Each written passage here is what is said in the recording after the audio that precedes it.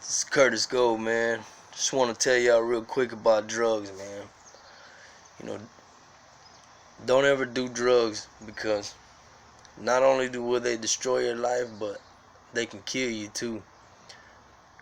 You know, I grew up in South Florida, man. I started doing drugs when I was real young. You know, being in a broken home, come from a broken family, man, a poor family. We'd always, a lot of the poor kids would run around, hit the streets, man, and find things to do. Well, when we reached a certain age, we started, getting into trouble, man, and then, smoking cigarettes and stuff, and one thing led to another, man, and before you know it, I was smoking crack and snorting powder and, drinking and doing stupid stuff. But doing drugs, man, once you get hooked on them, once they get in your system, man, they really hard to get off of. And some people make it out and some people don't make it out. For me, thank God, you know what I mean, getting to know God is what helped me get out, you know what I mean. But not only did they ruin my life, but being involved in those kind of things, man, sent me to prison, several times. I went 4 times to prison. And I spent over a decade doing time. I did time 2 times in Texas, once in Oklahoma, and once in New Mexico. And doing drugs is a dangerous way to, to ruin your life. You know what I mean? Because for some people they don't turn back. They stay strung out. I watch people OD on drugs and shooting heroin and stuff, and I see multiple people get turned out by, shooting up heroin and getting caught in the system. You know what I mean? When I was doing time in New Mexico, there was a bunch of cats in there who shot up heroin, and one by one, these boys were coming back from medical with hepatitis C. And you don't want to catch hepatitis or any disease, period. But that's one of the sicknesses that comes with doing heroin, using needles and stuff, used needles, old needles. But yeah, doing drugs took me down a lot of dark roads, and there was a time I was so strung out that rehab wasn't working. The things that people were trying to do to help me wasn't helping, man, and I got real sick, man. You know what I mean? My heart was giving up on me. My lungs were getting caked up with all the junk that I was doing, and I remember one time, at one point in time, I was about to die, and my mom showed up out of nowhere, at my house, and I didn't call her or anything, man, and I had left the front door unlocked. And she just walked in. Well, when she walked in, I was laying sideways on the bed, laying on my side, and I was trying to control my breathing, because it felt like my heart was about to seize up. And, I experienced it many times, you know what I mean? My heart feeling like it was going to seize up. But this time, I had been doing drugs, heavily for weeks straight, and I wasn't getting much sleep at all, and I wasn't really eating at all, so I got really, my body got real weak, and my heart got real weak. Well, she came in and she started talking to me, and I was trying to tell her, just, keep quiet, you know what I mean? I can't, trying to listen to you and focus on breathing is, throwing me off, and I feel like I'm about to die. So she was upset, and she was still talking to me. So I felt my heart about to lock up. And I got on my knees, and I was trying to pray, and I was trying to breathe right at the same time, and not breathe too hard, and not breathe too faint.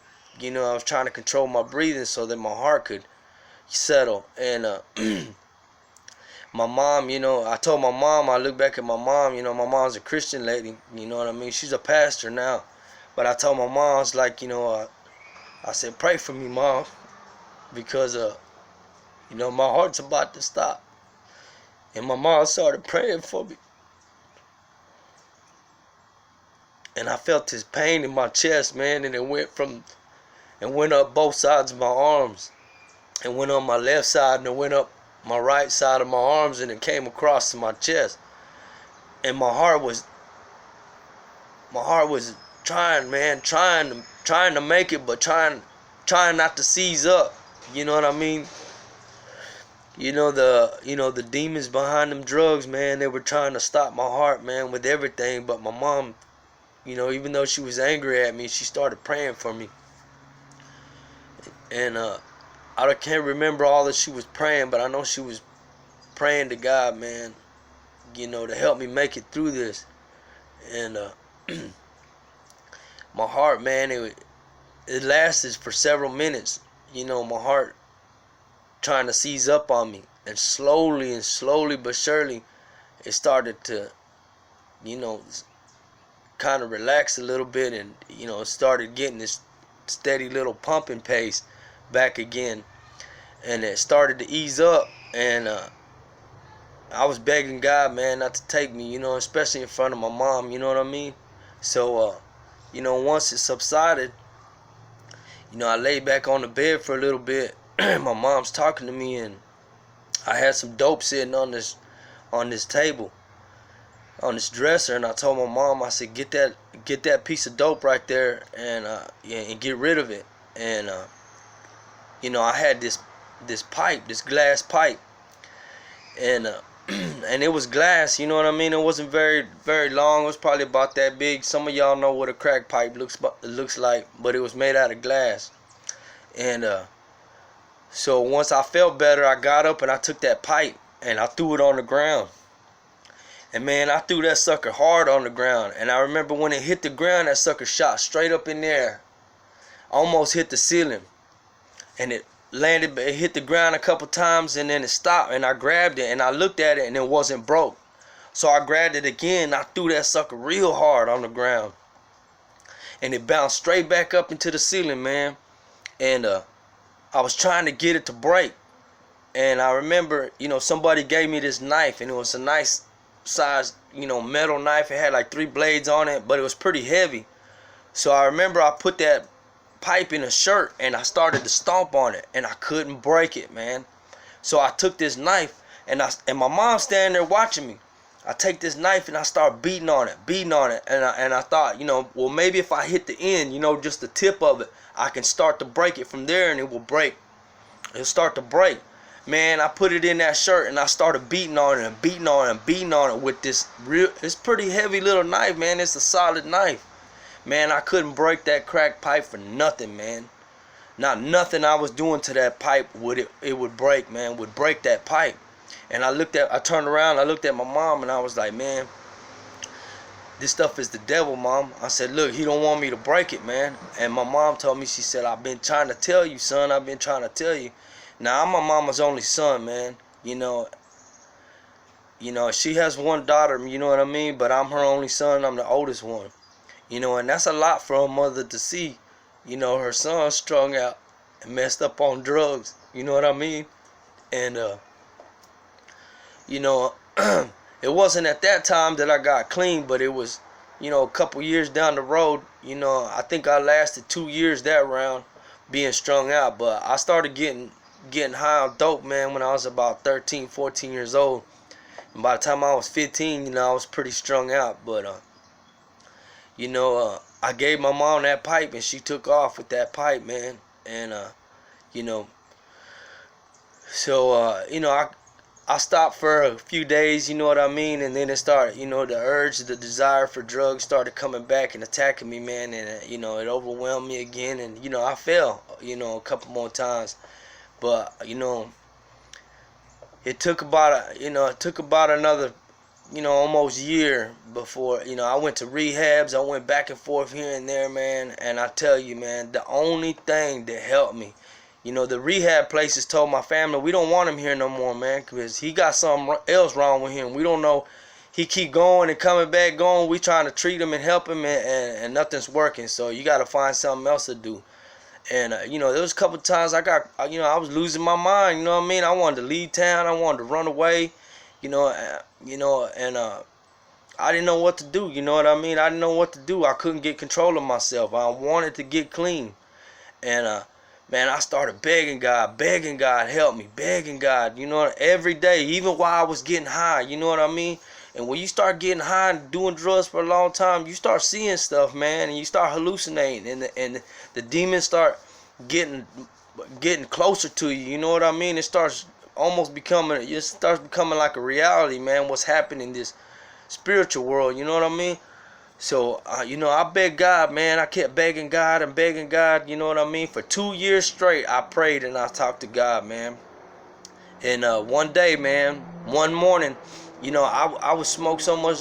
And, you know, I have kids. You know, I got two little boys. They're 11 years old right now, both of them. You know, they're doing good now. I've been clean for about 5, 6 years now, man. And, you know, I don't smoke weed. I don't drink beer. I don't snort powder. I don't do none of that. I don't gang bang or run around no more. You know, God helped me straighten up. But I remember, you know, I got the drugs had started deteriorating my heart and my lungs, man. And you know, I couldn't even do a little piece of dope without my heart feeling like it was about to seize up. You know, I was constantly, running, trying to drink some milk, trying to calm down, praying to God, please don't take me. And I kept doing this, man. And man, you know, God should have let me go a long time ago, man, because I kept spitting in his face every time he keep me from my heart busting or dying. You know what I mean? Because I'd feel better and then I go back, and I feel better and I go back. But the whole time I was going through this, I was begging God and talking to God and begging God and talking to God. And one morning, man, when I woke up, I thought it was going to be another day of doing dope. And I'm telling you, man, when you're trying to get clean, the enemy will look for whichever way. Even if you ain't got no money, man, he'll send somebody to your door with some drugs. You know what I mean? Somehow. They'll call you and tell you they got something. Somehow, some way, they're going to try to get that drug to you. And, man, I woke up one morning, man, and I started talking to God, and I told him, you know, please help me, man. You know, let's don't let this be, another day like before. You know what I mean? So I just praying. I was brushing my teeth, and I remember I started coughing real bad, man. I started coughing real bad, and this black and I was over the sink brushing my teeth, and I started coughing, and this black stuff came up out of me, man, like a big old black chunk come up out of my lungs, and I was looking at it in the sink, and I remember staring at that stuff, and I was like, man, dang, you know, that came out of me, you know what I mean? But I felt better when it came out, and I heard God speak to me. He said, you see that stuff? He said, you put that there. And he said, I'm going to tell you right now, don't ever go back, because if you go back again, Curtis, he said, you won't come out the next round. And I told God, I said, I hear you, I understand. And he took that off of me. And, I showered up and I cleaned up and I took a picture, man. I had my family take a picture of me, man, and I told them it was the last time I'd ever go back to doing drugs like that. And it was a process, you know what I mean, but I never touched crack again, and God slowly took other things away from me. And I'm just going to share this with y'all, man, let y'all know, man, don't start fooling with drugs, because it's a lot of people that tried to go as far as I did, man, and they ain't here today. You hear me? A lot of them dead, a lot of them gone. So don't tempt it, man, because God might not have the same mercy on you as he had on me. So if you got a family member out there, man, who's strung out, try to help them, man. Try to find some help for them. If you got to tell on somebody or whatever you got to do to help them, man, do what you got to do to help them, man. I got friends out here, man, that I've been trying to help for a long time, and the drugs got them so bad I don't know what else to do. I done already crossed a lot of lines trying to help them, man. Hopefully, man, there's somebody in your family, man, there's something that you can do, man. If nothing else, man, teach them how to pray, man. Tell them who God is, man. If you don't know who God is, learn who God is for them. You know what I mean? So they can get right, man. Because you don't want to see your family members in the grave, man. Laid up in a casket, man. I've done already seen that, and it's not a pretty sight. It's like burying a dead. It's like throwing dirt over a dead dog, man. You don't want to do that, man. It's hard, man. It's hurtful, man. And it's a lot of people, man, that's their only child, man. A lot of moms and dads, that's their only child who's going through that. So if you know somebody out there who's dealing with drugs, man, and going through a hard time, help them, man. Don't give up on them. You hear me? Don't give up on them. Do the best you can to try to help them, man. God bless y'all, man. My name was Curtis Goad, man. I got some more stories to share with y'all down the road, man. This is a little video, man, kind of just reach out to some people, man. God bless y'all, man. And if you don't know no other way, look up, man. And don't give up praying, man. Don't give up. Even when it makes you feel like you ain't worthy, don't give up on praying, because when you least expect it, that's when God's gonna come down. He's gonna rescue you. God bless y'all, man.